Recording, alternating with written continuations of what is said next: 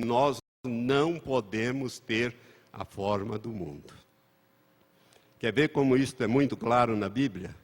Deixa o seu dedo marcando aí, que é o texto que nós estamos analisando, e vamos a 2 Coríntios, capítulo 6. O apóstolo Paulo, pelo Espírito Santo, escrevendo à igreja em Corinto, na segunda carta, no capítulo 6, a partir do versículo 14, a Bíblia estabelece aqui coisas importantes para que você não permaneça no mundo, para que você não fique preso aonde Satanás possa trabalhar na sua vida e te escravizar, você continuar escravo ou sofrendo os efeitos da escravatura. 2 Coríntios 6, 14, diz assim: não vos prendais a um jugo desigual com os incrédulos, pois que consenso, ou que sociedade, melhor dizendo, que sociedade tem os incrédulos? Pois que sociedade tem a justiça com a injustiça? A justiça com a injustiça, elas podem se associar? Não, elas são antagônicas. Onde há justiça, não há injustiça. Onde há injustiça, não há justiça. Nós somos justos, nós somos justiça de Deus. Nós fomos feitos justiça de Deus. Pois que sociedade tem a justiça com a injustiça? Nenhuma. Ou que comunhão tem a luz com as trevas? Nós somos luz. Não podemos ter comunhão com as trevas. Mas Satanás diz: não, fica aqui, sirva a Deus aqui mesmo. Que harmonia há entre Cristo e Belial? Ou que parte tem o crente com o incrédulo? E que consenso tem o santuário de Deus com os ídolos?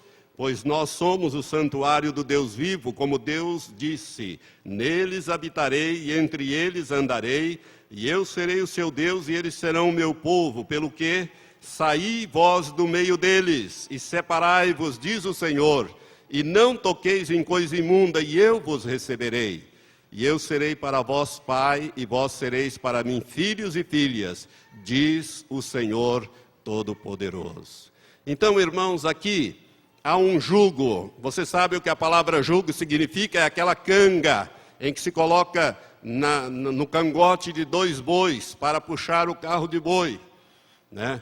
E o Senhor está dizendo: não se prenda a um jugo desigual. E eu já vi tanto isso acontecer na vida de crentes, em sociedades que você faz com o incrédulo, com o ímpio.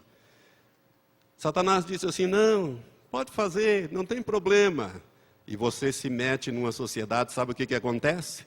Ele usa aquela pessoa para te afligir. Você está no reino de Deus e o outro está no reino dele, e sobre o outro ele tem autoridade, poder, e ele vai afligir a sua vida. Você vai continuar na escravidão, você vai continuar apanhando. Esta é uma estratégia do inimigo. No casamento é a mesma coisa. Conheço casos e mais casos de pessoas que se meteram em jugo desigual na esperança de que um dia ele iria converter, e a pessoa não se converteu, porque ninguém sabe, você não sabe, de repente a pessoa não se converte, e você está preso a um jugo desigual, e a sua vida se torna uma vida morna. Quem sabe até você venha a morrer espiritualmente, porque você está preso a um jugo desigual. Seja na sociedade, seja em coisas que você faz. Irmão, Satanás diz: essa é a primeira estratégia. Fica aqui mesmo. Se relacione aqui mesmo. Cultue a Deus aqui. Pode deixar que eu vou dar um jeito. Quando Deus diz: tem que sair para fora.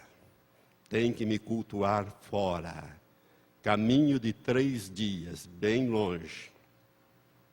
Então é preciso que você preste muita atenção nisso. Seguir no Egito, ficar no Egito, leva a conformar-se com os padrões vigentes no Egito. Sabe, irmãos, se eles fossem sacrificar no Egito, eles não poderiam sacrificar, por exemplo, um touro, porque o touro é um animal sagrado no Egito. E se eles sacrificassem um touro, eles seriam apedrejados. É isso que Moisés estava dizendo.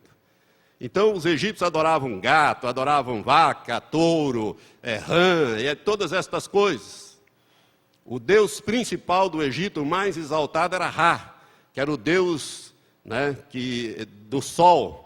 Por isso Deus mandou uma praga, 3 dias de trevas sobre o Egito. Ninguém enxergava um palmo na frente, para executar juízo sobre os deuses do Egito, para mostrar que eles não eram deuses, coisa nenhuma.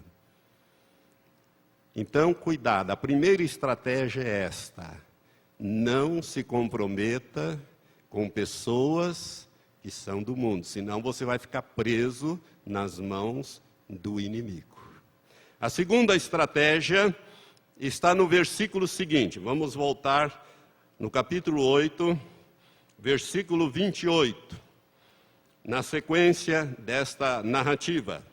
Então disse Faraó: eu vos deixarei ir, para que ofereçais sacrifícios ao Senhor vosso Deus no deserto.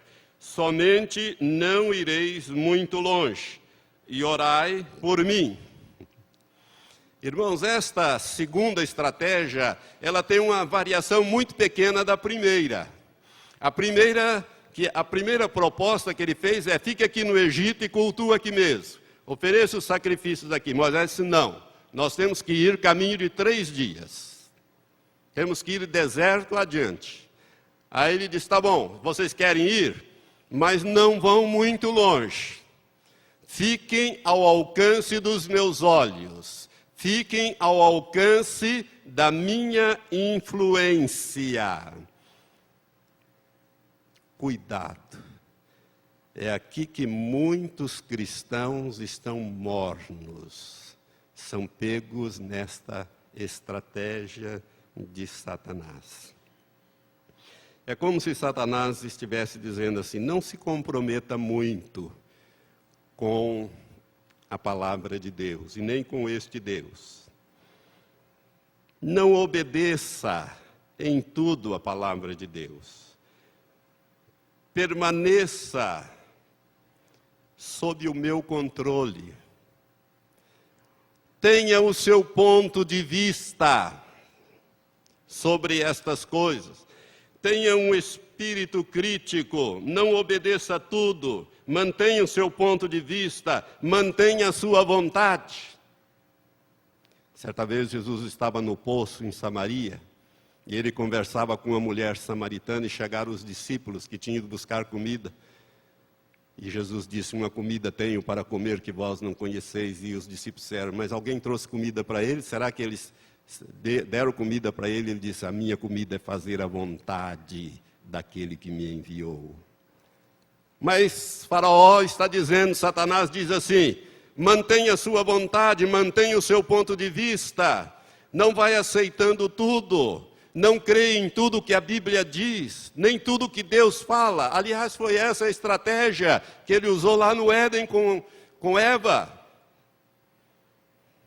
E ele continua usando essa estratégia. Faça as coisas do seu jeito. Afinal de contas, Deus te ama, e qualquer coisa Ele perdoa. Nós temos um exemplo terrível na Bíblia. Eu queria que você examinasse comigo, primeiro livro de Samuel, capítulo 15. Mantenha o seu dedo ali, um pouco adiante você vai encontrar o primeiro livro de Samuel. Quando os filhos de Israel saíram rumo à terra de Canaã, eles encontraram com um povo chamado Amalequitas. E os amalequitas guerrearam contra Israel, mataram alguns israelitas, não deixaram eles passar pelo lugar, fizeram eles dar uma volta tremenda. Deus se irou contra esse povo idólatra, esse povo adoradores de Satanás, e Deus disse a Moisés que no futuro iria destruir, desarraigar para sempre a memória de Amaleque da face da terra. Agora chegou a hora de cumprir esta palavra. Então o primeiro rei de Israel, Saul, foi encarregado desta missão. Deus fala com o profeta Samuel, e Samuel, em nome de Deus,